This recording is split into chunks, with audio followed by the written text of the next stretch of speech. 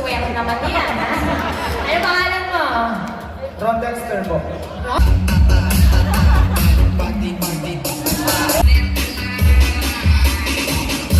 And the winner is Ron Dex! Ron! Tawagin natin ang mga dalaga dito ngayon. Ma'am Charmaine, pangalanan mo din. Go!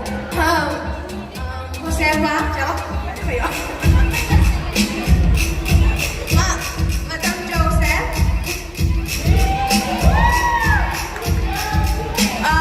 VJ?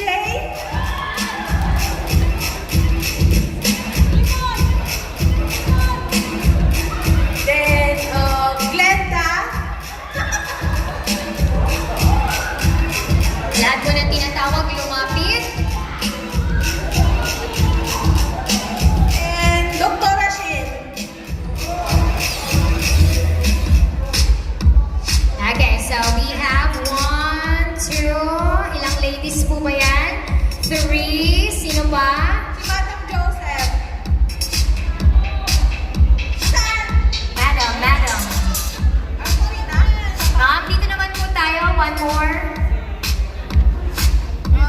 Raymond Ramos.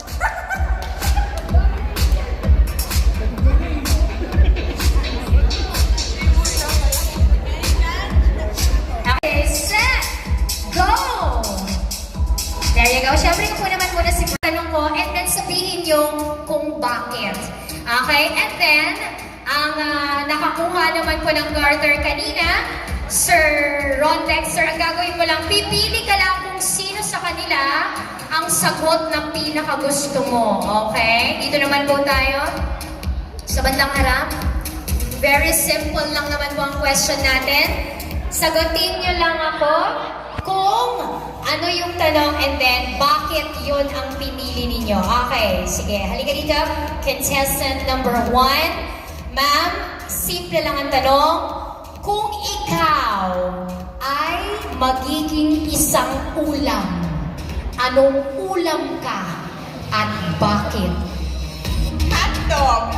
Oh, bakit hotdog? Bakit hotdog, ma'am? Kailangan may sagot ang tanong kung bakit. Bakit hotdog? Joke lang po. Pinapatawa ko lang po lahat. Favorite ko kasi chicken curry, mami. Ayan. Bakit chicken curry? Because there's a lot of spices in there. Yun. Masarap siya kasi yung chicken, diba, pinapay mo sa Pilipinas talaga. Yun. Ibig mo sabihin, ma'am, tulad ng chicken curry, pinakamasarap ka at marami kang spices.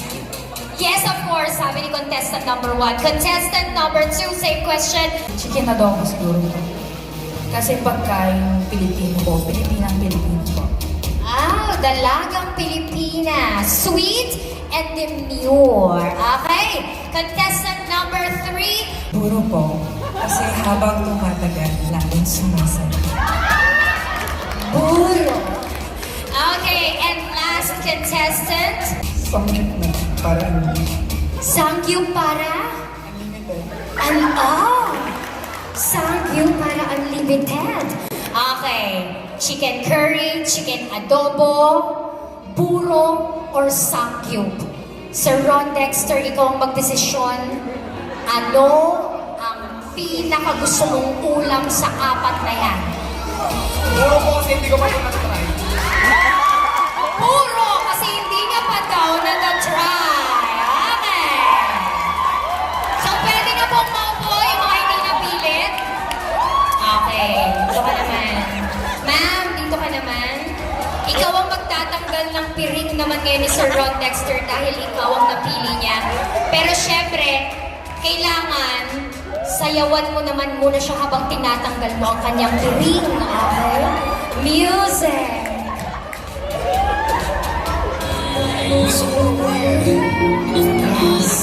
Ayan. Hawakan mo siya mabuti. Yes!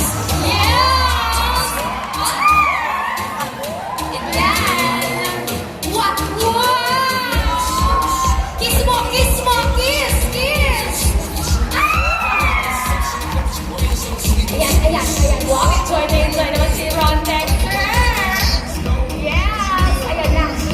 Ron Dexter, ready ka na bang makilala kung sino ang partner mo ngayong gabi? Ready na siya!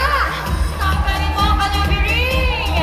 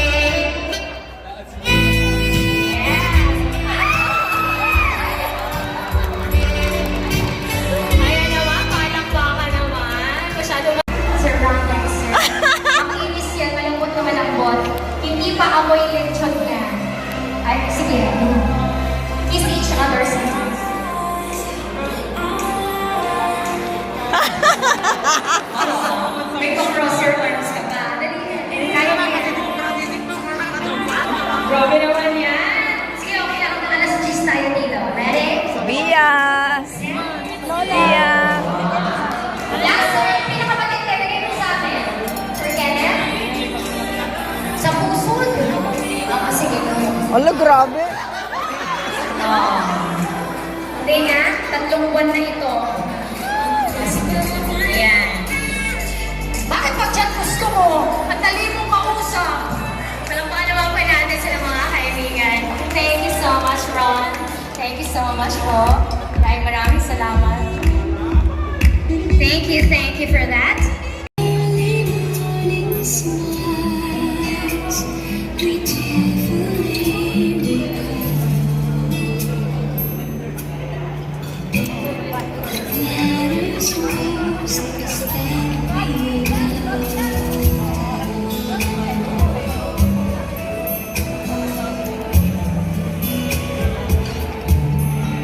You will be needing some pieces of advice and words of wisdom to get by through marriage.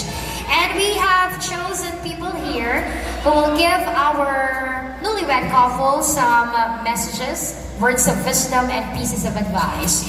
To begin with, let us invite the friends of our newlywed couple to give them message.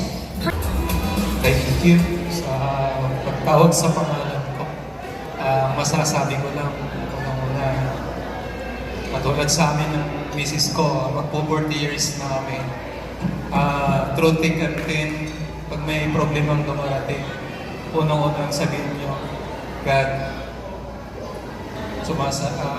sumasamba po kami sa inyo na sana itong mga pagsubok na dumarating sa buhay namin ay malampasan. So, you always put God first in everything that you will be doing. Kung ano man darating sa inyo, kaya kung may plano kayong dapat gawin, isang buti na muna sa and eventually, all the things will be coming to you with Jesus. So, walang mga problemang dumarating, walang mga pagsubok na darapo sa inyo na hindi nyo malalampasan. All of those will be solved. So, sabi ng isang kasama kong ina, magpakarami kayo, hindi natin masasabihan. Kung meron at wala, at least, ang pinaka-importante kayong dalawa, nagmamahalan sa isa't isa. Yun lang masasabi ko. God bless you. Thank you so much. Congratulations and best wishes to you, Charmaine and Kenneth. Ang masasabi ko lang, magmahalan kayong dalawa.